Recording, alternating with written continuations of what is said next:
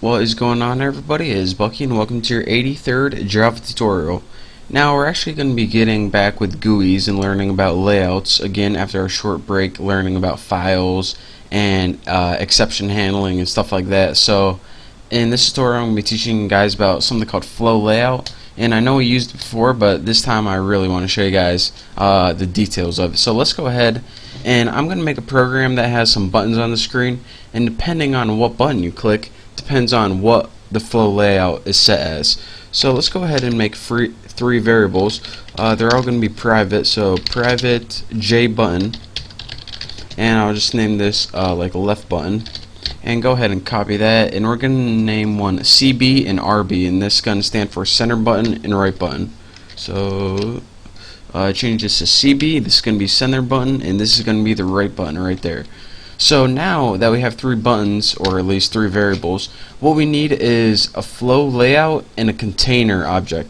So go ahead and make a private flow layout, and you can name yours anything you want. I'm going to name mine layout because it's easy to remember. And also we need a private container object, and I'm going to name container just like that. Make sure I spelled it right, and it looks good enough. So now we can go ahead and build our constructor, and my class is named layout, so I'm going to name public layout for my method, and this will be my constructor. So again, the first thing we do, since we're extending JFrame, we can go ahead and build our title using super, and I'm just going to name the title because I'm that original. And next we need to go ahead and set our layout object that we created right up here with flow layout. We'll set layout equal to new flow layout, and this pretty much means we want our layout to go from when we put things in there like buttons, we want them to be arranged from left to right, kind of like Microsoft Word would do it.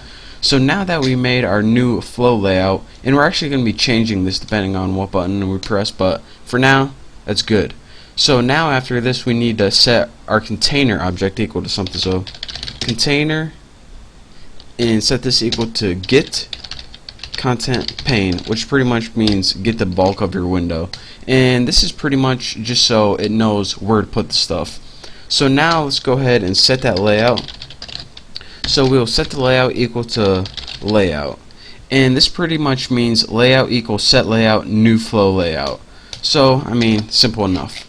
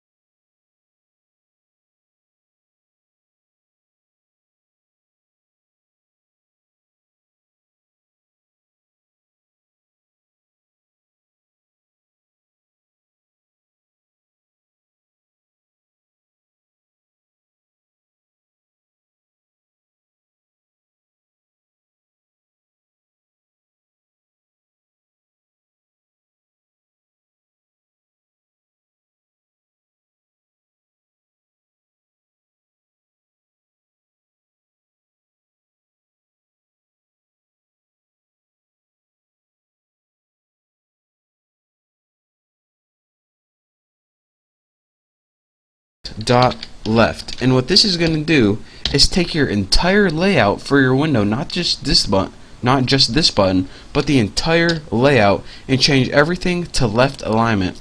So by default it's going to be in the center of the screen, and when you click this it's going to be on the left. So next, the only thing we need to do is put layout that we just changed, put layout container, which is pretty much our container, and go ahead and pass container into this, and this pretty much means rearrange everything depending on what our layout is. So now we did this for the left. Now we can just go ahead and do this 2 more times.